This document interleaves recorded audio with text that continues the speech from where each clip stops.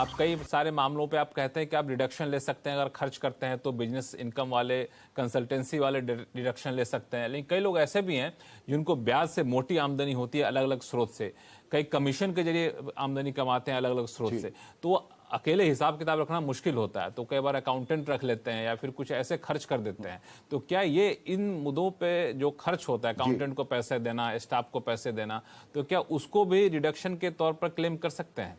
बिल्कुल कर सकते हैं लक्ष्मण जी, और ये आपने बहुत अहम सवाल खड़ा किया है और इसका जवाब सीधा section 57 of the income tax act से हमें मिलता है, जहां कहा गया है कि अगर आपने इनकम फ्रॉम अदर सोर्सेज की कोई भी सोर्स ऑफ इनकम कमाई है सिवा की डिविडेंड, जिसमें एक रिस्ट्रिक्शन है कि केवल इंटरेस्ट ही आपको डिडक्शन मिल सकता है, लेकिन इसके सिवा और इंटरेस्ट, कमीशन वगैरह सब कुछ है, तो ये कमाने के लिए अगर आपने कोई भी खर्च किया हो which is not in the nature of a capital expenditure, वो आपको मिल सकता है। तो this can be the accountant salary, आपका बैंक चार्जेस हो सकता है, कोई आपके क्लर्क के आपने कोई असिस्टेंस लिया है उसके लिए भी आपने कुछ खर्च किया है, तो ये सब आपको डिडक्शन मिल सकता है। और आपके आईटीआर में there is a specific column where you can claim this as an expenditure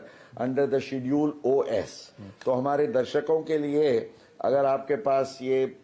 ऐसा कोई भी खर्च हो, आप जरूर क्लेम कर सकते हैं।